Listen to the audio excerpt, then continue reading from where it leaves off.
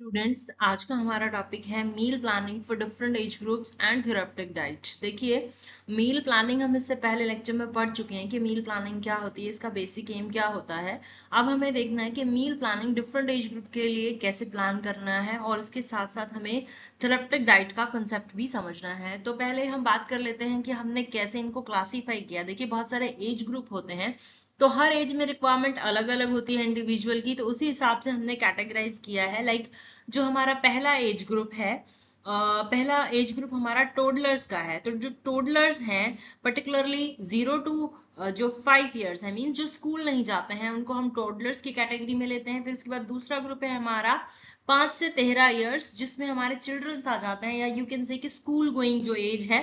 फिर उसके बाद हमारा थर्ड ग्रुप है अबव 14 years, जिसको हम अडोलेसेंट में, यानी कि जो प्यूबर्टी की एज अटेन कर लेते हैं विद इधर मेल और फीमेल, तो वो हमारी एडोलेसेंट कैटेगरी में आते हैं। उसके बाद हमारा फोर्थ कैटेगरी है अबव 18 years, मतलब जो एवरेज अडल्ट जो होते हैं 18 से 20 साल के बाद जो एवरेज अडल्ट होते हैं, उसको हमने इस कैटेगरी में लिया है। उसके बाद कंसीविंग मदर, जिस प्रेग्नेंट फीमेल होगी उसको हमने कंसीविंग मदर के रूप में लिया है। उसके बाद है mother with breast feeding baby, यानी कि ऐसी मदर जिसका बेबी ब्रेस्ट फीड करता है, उसको हमने लैक्टेटिंग मदर के लिए लिया है। फिर उसके बाद अबाउ 50 years को हमने एल्डर के ग्रुप में रखा है। तो ये यू कैन से कि डेवलपमेंट के हिसाब से डिफरेंट डिफरेंट एज ग्रुप है, जिनकी अलग अलग से मील प्लानिंग का जो हमें देखना है कि क्या पैटर्न होता है। अब आता है हमारा कि हमें नीड क्या है, मील प्लान की नीड क्या है। तो पहली बात है कि to reduce the wastage of food. देखिए, किसी चीज को हम प्लान करते हैं तो ये होता है कि जो भी अवेलेबल है उसको हमें बेस्ट वे से कैसे यूटिलाइज करना है। तो सेम वे मील प्लान का एक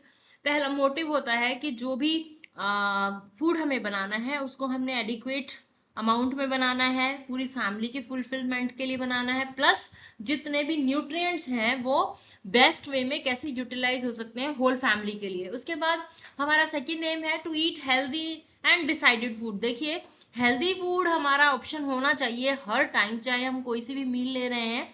तो मील प्लान में हमारा सेकंड ऑब्जेक्टिव होना चाहिए कि हमें हेल्दी मील प्लान को ही डिसाइड करना है। उसके बाद है टू प्रिवेंट ओवर ईटिंग। देखिए, अगर मील प्लान आपका अच्छा है तो आप ओवर ईटिंग से बच सकते हैं। लाइक आपका पूरा स्पेक्यूलेटेड प्लान होता है कि आपने कब क्या खाना है, फूड डाइटरी होती है कि किस फूड को खाने से आपका स्टमक जो है वो आपको फुल वाली फीलिंग दे, ताकि आप ओवर ईटिंग अनहेल्दी या जंक फूड को खाने से बचें। उसके बाद to enhance eating practice of balance diet. ये जो मील प्लान है ये आपको बैलेंस डाइट की तरफ लेके जाता है कि कौन सी सीजनल चीजें बहुत अच्छी हैं उसको हम अपनी डाइट में शामिल करें, जिससे हम हेल्दी खा सकें। और ऑब्वियस सी बात है, मील प्लानिंग का ऑब्जेक्टिव है to sustain good mental and physical health. देखिए, जैसा खाएंगे अन्न वैसा रहेगा मन, तो हेल्दी खाने से ऑब्वियस सी बात है मेंटल हेल्थ और फिजिकल हेल्थ का बिल्डअप तो होता ही है।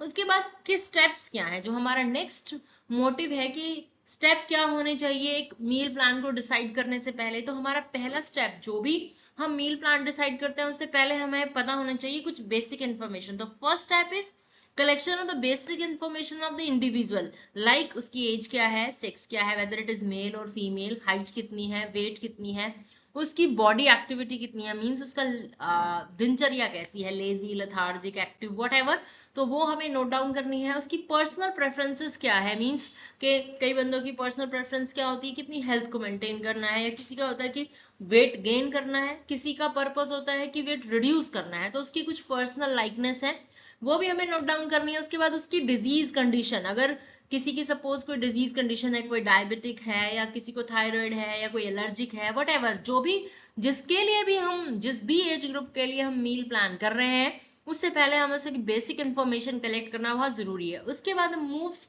To the second step, that is choose the option of addition और डिलीशन और मेंटेनेंस ऑफ कैलोरीज। देखिए, तीन ऑप्शंस हैं हमारे पास।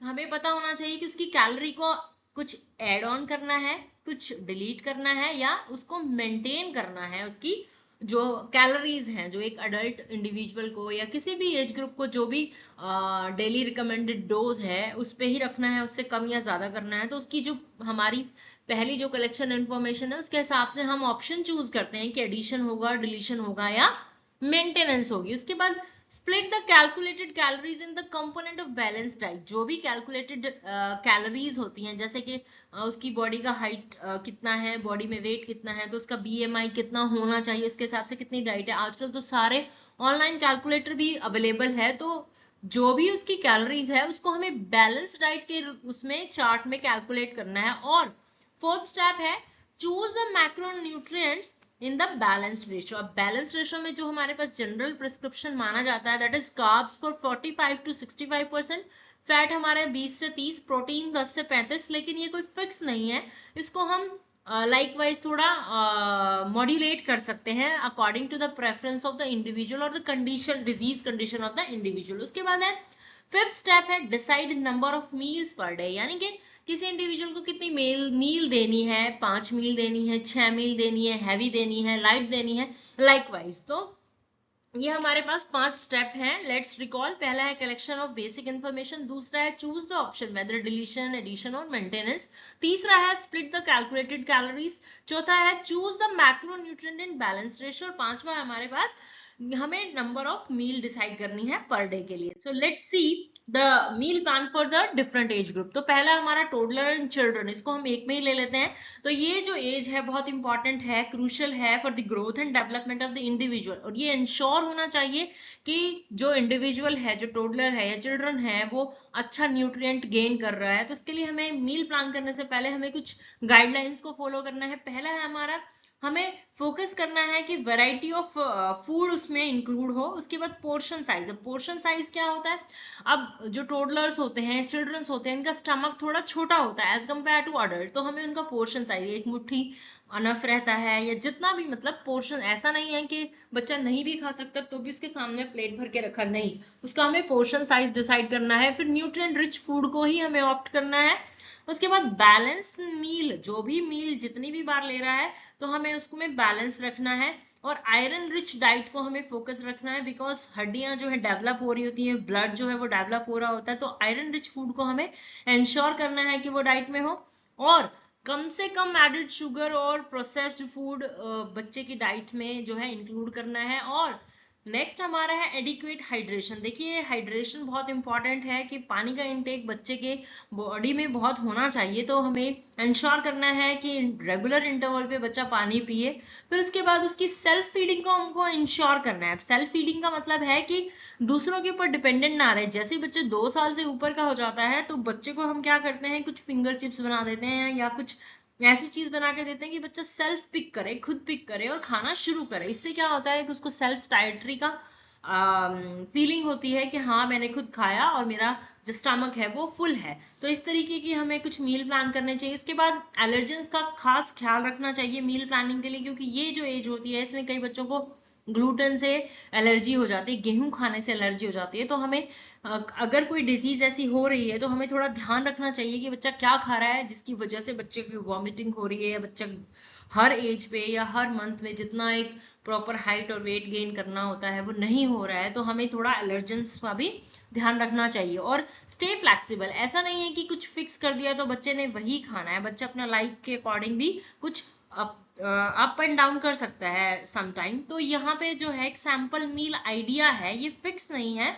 ये एक आइडिया है। लाइक ब्रेकफास्ट है, उसके बाद एक छोटा मोटा स्नैक्स होना चाहिए बच्चों के लिए, लाइक जिसमें क्या हो सकता है, स्लाइस्ड एप्पल हो सकता है with small amount of nut butter. फिर उसके बाद लंच भी जो है स्नैक्स को फॉलो करना चाहिए, लंच अगर बच्चे ने किया है तो। उसके बाद कैरेट स्टिक विद चटनी, यानी कि कुछ बच्चों के लिए इंटरेस्टिंग सा बनाया जाए। उसके बाद डिनर भी स्नैक्स के साथ हो, एक बच्चों को जल्दी भूख लगती है तो कभी दही यानी कि दूध का रिप्लेसमेंट दे दिया बच्चों को। तो एक और इम्पॉर्टेंट चीज है कि अगर बच्चे की नॉर्मल ग्रोथ एंड डेवलपमेंट नहीं हो रहा है तो we should consult a paediatrician, है ना। तो या फिर एक रजिस्टर्ड डाइटिशियन को कंसल्ट करना चाहिए कि पर्सनलाइज उस बच्चे का एक डाइट चार्ट जो है बने उसकी प्रेफरेंस के अकॉर्डिंग, जिससे उसका नॉर्मल ग्रोथ और डेवलपमेंट हो सके। ठीक है, ऐसे ही हमारा मील प्लानिंग फॉर एडोलेसेंट। तो एडोलेसेंट की मील प्लानिंग के लिए भी हमें कुछ कुछ बातों का ध्यान रखना चाहिए। ये भी एज जो है बहुत डिमांडिंग है, एनर्जी डिमांडिंग स्टेज है ये लाइफ की। और इसमें क्या होता है कि डेवलपमेंट बहुत अर्ली हो रहा है, मसल्स का ग्रोथ हो रहा है, सेकेंडरी सेक्सुअल कैरेक्टर्स जो है वो अपीयर हो रहे हैं तो ज्यादा रिक्वायरमेंट है फूड की, तो हमें कुछ चीजों का ध्यान रखना चाहिए कि न्यूट्रिएंट डेंस फूड, ऐसे फूड को प्रेफरेंस देनी चाहिए जिसमें बहुत ज्यादा न्यूट्रिएंट हो। उसके अलावा हमारा पोर्शन साइज अच्छा होना चाहिए क्योंकि एडल्ट के लिए हम ले रहे हैं। फिर उसके बाद हमारा बैलेंस मील होनी चाहिए, हाइड्रेशन होना चाहिए, हेल्दी स्नैक्स को प्रमोट करना चाहिए और कैल्शियम रिच फूड को हमें प्रेफरेंस देनी चाहिए विद आयरन रिच फूड। देखिए कैल्शियम और आयरन इसलिए भी बहुत जरूरी है कि बोन्स बन रही होती हैं, ब्लड बन रहा होता है, तो ऐसे फूड को हमें इंक्लूड करना चाहिए। और हेल्दी स्नैकिंग ऑप्शंस मतलब जो बेवरेज है या जो भी स्टिंग एनर्जी या कैसे भी इस तरीके के जो प्रोडक्ट हैं इन सब से बचना चाहिए क्योंकि इनमें प्रिजर्वेटिव्स बहुत होते हैं और एडिड शुगर बहुत होती है। और मील प्लानिंग टुगेदर का मतलब है कि जो भी एडोलेसेंट है वो अपने पेरेंट्स के साथ जो है अपना मील प्लान करे कि घर में क्या रेगुलरली बन रहा है, आ रहा है, उसमें बच्चे की इन्वॉल्वमेंट होनी चाहिए। उसके बाद जो मील प्लानिंग से पहले जो उसके पेरेंट्स हैं या उसके सिबलिंग है या उसकी फैमिली मेंबर है वो एक पॉजिटिव एग्जाम्पल एडोलेसेंट के लिए रखें कि अच्छा अगर हम खुद भी अच्छा खाएंगे तो हमारे घर के बच्चे भी अच्छा खाएंगे, तो इस तरीके का एक एनवायरनमेंट होना चाहिए।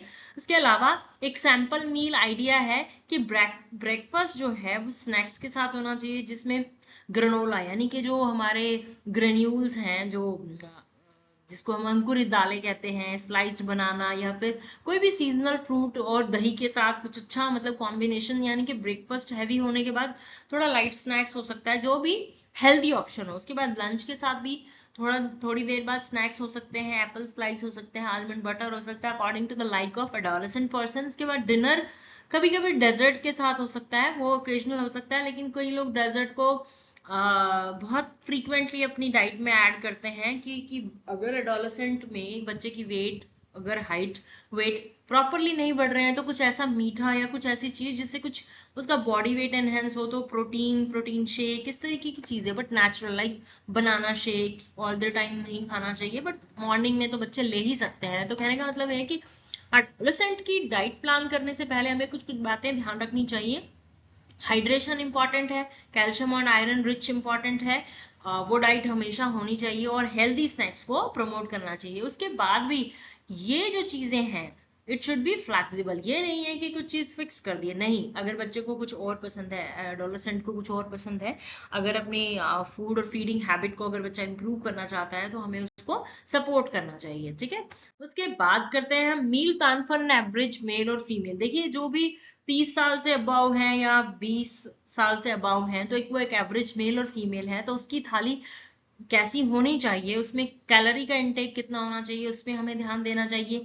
उसके बैलेंस मैक्रोन्यूट्रिएंट पे हमें ध्यान देना चाहिए। उसका पोर्शन साइज ऑब्वियसली हमें थोड़ा कंट्रोल करना, क्योंकि with the advance age milk को डाइजेस्ट करने की एबिलिटी हमारे बॉडी की कम हो जाती है, तो उसमें हमें क्या बोलते हैं शिफ्ट फूड को हमें इंक्लूड करना चाहिए। उसके बाद वैरायटी ऑफ फूड हमें इंक्लूड करने चाहिए। हेल्दी स्नैक्स ऑप्शन है, हाइड्रेशन को ऑब्वियसली हम इम्पोर्टेंस देंगे। उसके बाद limited added sugar and processed food, right.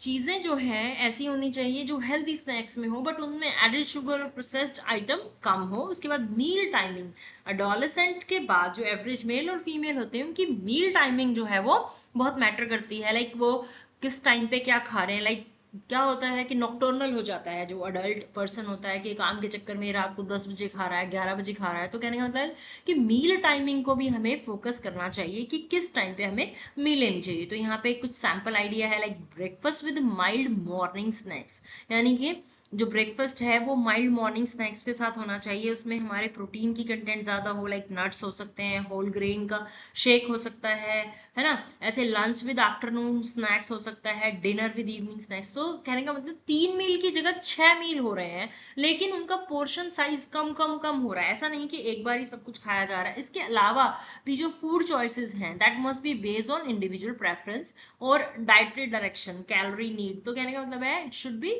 Flexible enough. उसके बाद है meal planning for pregnant female और लैक्टेटिंग मदर। देखिए जो प्रेग्नेंट फीमेल है उसकी बॉडी में एक एम्ब्रियो जो है वो डेवलप हो रहा है, उसकी खुद की बॉडी की नीड ज्यादा है because to sustain her self, अपने आप को सस्टेन करने के लिए उसकी बॉडी की भी नीड ज्यादा है। और लैक्टेटिंग मदर के साथ भी सेम केस है because she has to put more energy for the feeding of her child, है ना। तो उसमें भी हमें कुछ चीजों का ध्यान रखना है। सबसे पहली बात है, हेल्थ केयर प्रोवाइडर को कंसल्ट करना बहुत जरूरी है, बिकॉज अगर आप प्रेगनेंसी में हैं तो आपको एक हेल्थ केयर प्रोवाइडर बहुत जरूरी है जो आपको बताए कि आपको इस मंथ में ये चीजें ज्यादा इनटेक करनी है कि बेबी का हम वेट को मॉनिटर कर सकें कि किस एज तक, किस मंथ तक बच्चे का इतना वेट हो जाना चाहिए, तो उसके हिसाब से अपने डाइट को मॉनिटर करना चाहिए, कैलोरी के इंटेक को मॉनिटर करना चाहिए, न्यूट्रिएंट डेंस फूड ऑब्वियसली खाना चाहिए, फॉलिक एसिड ऑब्वियसली वो डाइट इंक्लूड करनी चाहिए लैक्टेटिंग मदर और प्रेग्नेंट फीमेल को जो फॉलिक एसिड। अब फॉलिक एसिड से क्या होता है, फॉलिक एसिड से हमारा जो न्यूरुलेशन मतलब नर्वस सिस्टम जो है हमारा बनने में बहुत हेल्प करता है ड्यूरिंग प्रेगनेंसी स्टेजेस में। तो और अडोलेसेंट में तो है ही फॉलिक एसिड जरूरी, इसके अलावा आयरन है, कैल्शियम है, प्रोटीन है, ओमेगा 3 फैटी एसिड बहुत इंपॉर्टेंट है, ये भी एक तरीके का एंटीऑक्सीडेंट है जो उस टाइम पे बहुत रिक्वायर्ड है। हाइड्रेशन, अच्छी मात्रा में पानी भी बहुत इंपॉर्टेंट है।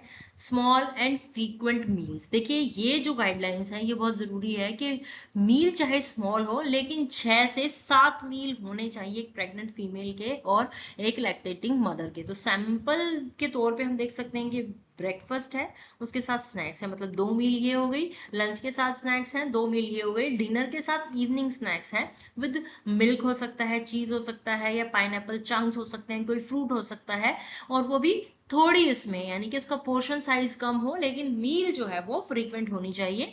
उसके बाद हंगर और फुलनेस वाला जो इश्यू होता है जब फीमेल प्रेग्नेंट होती है तो उसको भूख भी बहुत ज्यादा लगती है, because body require more energy, more calories, and there must be more intake of protein, calcium and iron along with folic acid. तो इन चीजों का हमें ध्यान रखना चाहिए। इसके अलावा मील प्लानिंग फॉर एल्डर्स, तो लगभग चीजें बिल्कुल सेम ही है। एल्डर के केस में क्या है कि एज जो है एडवांस हो चुकी है, 50 प्लस की एज जो हो गई है वो हम एल्डर के उसमें मानते हैं, पर क्या होता है कि बॉडी की कोई कैपेसिटी होती है कि इस एज में बॉडी ज्यादा केजीन मिल्क को, केजीन प्रोटीन को जो है डाइजेस्ट नहीं कर सकती है, बॉडी में जो बोन्स होती है वो ब्रिटल हो जाती है। अगर फीमेल की बात करें तो मेनोपॉज के बाद बोन्स जो होती है वो ब्रिटल हो जाती हैं, हड्डियों की टूटने की दर थोड़ी ज्यादा हो जाती है। तो हमें यहाँ पे भी कुछ बातों को कंसीडर करना चाहिए कि न्यूट्रिशन डेंस फूड को हमें प्रेफरेंस देनी चाहिए, कैलोरीज की नीड को देखना चाहिए, बिकॉज बॉडी कितना डाइजेस्ट कर सकती है, क्योंकि डाइजेस्टिव सिस्टम की भी एक कैपेसिटी होती है। उसके अलावा प्रोटीन को इंक्लूड करना है, फाइबर को, हाइड्रेशन इंपॉर्टेंट है कि दिन में पानी की मात्रा ज्यादा होनी चाहिए, कैल्शियम एंड विटामिन डी को हमें इंपॉर्टेंस देनी चाहिए। हेल्दी फैट्स, अब देखिए फैट जो है हम कैसा यूज कर सकते हैं ओल्ड एज में, कि जो सैचुरेटेड फैट है उसकी बजाय हम ऐसा फैट रखेंगे जो हेल्दी हो, है ना। ऐसे ही कुछ ऐसा फूड रखेंगे जो इजी टू मेक है, कन्वीनियंट है एल्डर पर्सन के लिए जिनकी टेक केयर करने के लिए कोई नहीं हो, और कुछ माइंडफुल ईटिंग है। लाइक ओल्ड एज में हम ज्यादा तला भुना खाते हैं तो गैस्ट्रिक प्रॉब्लम हो जाती है ना, ब्लोटिंग हो जाती है, तो इस तरीके की चीजों को माइंड करके खाना चाहिए कि अब ओल्ड एज में हम क्या खा सकते हैं। तो ओल्ड एज में ज्यादातर जो है फ्रूट, मतलब फ्रूट को अपने उसमें इंक्लूड करना चाहिए, वेजीज को इंपॉर्टेंस देनी चाहिए, और दलिए की इंटेक को, जो हमारा होल ग्रेन है उसको हमें इंटेक करना चाहिए। और फूड एक्सचेंज, यानी कि अगर ओल्ड एज में दूध नहीं पच रहा है तो इसका मतलब है वो दही पे शिफ्ट हो सकते हैं या स्किम्ड मिल्क पे वो शिफ्ट हो सकते हैं। तो ये कुछ प्लान आइडियाज हैं। उसके बाद आता है हमारा थेरेप्टिक डाइट। देखिए थेरेप्टिक डाइट क्या है, जो नॉर्मल पर्सन की डाइट है उसी से मॉडिफिकेशन करके हम एक डाइट को मतलब प्लान करते हैं, उसको हम थेरेप्टिक डाइट करते हैं। बेसिकली ये क्या होता है, किसी डिजीज से कोई पर्सन सफर कर रहा होता है ना, उसके लिए जो हम डाइट प्लान करते हैं उसको हम थेरेप्टिक डाइट कहते हैं। इसकी वजह से जो पर्सन है उसकी रिकवरी जो है वो फास्ट हो सकती है। तो therapeutic diet is nothing, it is the alteration of the normal diet for a suffering person, means person is suffering from any disease. और थेरेप्टिक डाइट से क्या होता है, रिकवरी जो है वो इजी हो जाती है। अब देखते हैं कि थेरेप्टिक डाइट में हमें किन बातों को ध्यान में रखना चाहिए। पहली बात है कि किसी भी थेरेप्टिक डाइट में हमें पेशेंट की डाइट को कंप्लीटली मॉडिफाई नहीं करना चाहिए, हमें ऐसी डाइट को मॉडिफाई ऐसे करना चाहिए कि वो उसको एक्सेप्ट करे, मतलब कंप्लीटली हम उसे मॉडिफाई नहीं कर सकते जिसकी वजह से वो एक्सेप्टेंस में ही ना आए, कि उसको ऐसा लगे कि पता नहीं मुझे क्या खिला रहे हैं ना। अब पेशेंट को ऐसा लगे कि फैमिली मेंबर से अलग मुझे खिलाया जा रहा है तो वो ऑब्वियस सी बात है उसे एक्सेप्ट नहीं करेगा। और ऐसा भी नहीं होना चाहिए कि it is hard to prepare, ऐसा भी नहीं है कि वो बहुत डिफिकल्ट हो प्रिपेयर करने के लिए। सिंपल न्यूट्रिटिव डाइट को हमें उसमें इंक्लूड करना चाहिए। उसके बाद हमें किस पे ध्यान देना चाहिए, it must contain food which are like by the patient. देखिए जो थेरेप्टिक डाइट प्लान करते हैं वो अकॉर्डिंग टू द इंडिविजुअल भी, अगर इंडिविजुअल को वो बिल्कुल ही पसंद नहीं है तो हम उसे उसकी डाइट में शामिल नहीं करेंगे, और अट्रैक्टिव वे से हमें उसे प्रेजेंट करना चाहिए कि we have to serve the meal in an attractive way, just that एक टेम्पटेशन फीलिंग आए कि जो बीमार आदमी है, जो सिक पर्सन है, वो उसको इजीली एक्सेप्ट कर ले। अब देखिए इसकी मॉडिफिकेशन हम कैसे कर सकते हैं। कंसिस्टेंसी का मतलब है थिकनेस है, ज्यादा गाढ़ी है, पतली है, किस तरीके की कंसिस्टेंसी दे। लाइक कोई इंजर्ड पर्सन है, किसी को बहुत ज्यादा इंजरी हुई है किसी एक्सीडेंट में, तो वो उसकी बॉडी से काफी प्रोटीन चला गया है ना, मतलब ब्लड लॉस हो गया है, तो क्या होता है कि डॉक्टर सूप बनाते हैं, बताते हैं। क्या होता है कि नॉर्मली तो लोग चिकन खा लेते हैं और बोन्स को भी सक कर लेते हैं, लेकिन जो पेशेंट ऐसा है जो सीवियरली इंजर्ड है, वो अच्छे से खा नहीं सकता है, उसके मुंह में भी चोट लगी है, तो क्या होता है कि चिकन सूप, मटन सूप, इन चीजों की कंसिस्टेंसी थोड़ी लाइट रखते हैं ताकि उसकी बॉडी को एब्जॉर्ब करना इजी हो जाए। तो हम कंसिस्टेंसी देखते हैं कि थेरेप्टिक डाइट में कंसिस्टेंसी कितनी रखनी है, कि लाइक फूड जो है वो पतला है या गाढ़ा है। उसके बाद न्यूट्रिएंट कंटेंट, मतलब कैसा कंटेंट रखना है कि अगर जो पर्सन है, अगर उसकी बॉडी जॉन्डिस या डायरिया से सफर्ड है तो वो कितना पचा सकता है, नहीं पचा सकता है, तो उस हिसाब से उसके न्यूट्रिएंट के कंटेंट को हम जस्टिफाई करते हैं। ऐसे ही इंटरवल ऑफ फीडिंग, कि कितनी देर बाद उसे खाने को दिया जाना चाहिए। तो ऐसे ही डिफरेंट डिजीज की एक छोटी सी ग्लिम्सी है। लाइक डायरिया का जो पर्सन होता है उसको लो फाइबर डाइट दी जाती है, सेमी सॉलिड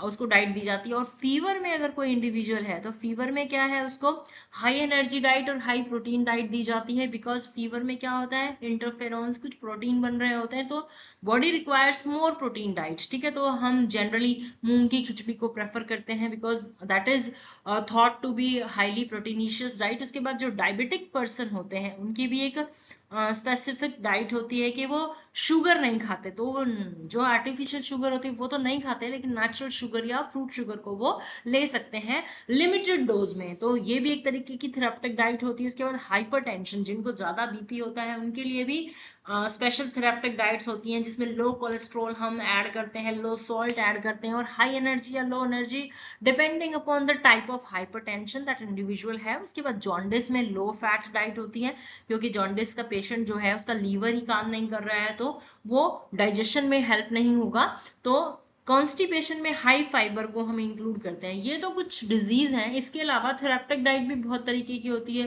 डैश डाइट का आप लोगों ने नाम सुना होगा। इसके अलावा रीनल डाइट होती है कि किडनी को हेल्दी रखने के लिए डाइट। तो नॉर्मल पर्सन की डाइट में अगर हम कुछ अल्ट्रेशन कर रहे हैं, किसके लिए, स्पेसिफिकली डिजीज पर्सन के लिए, तो ऐसी डाइट को हम थेरेप्टिक डाइट कहते हैं। आई होप आज का टॉपिक आप लोगों को समझ आया होगा। If you have any queries you can ask me any time.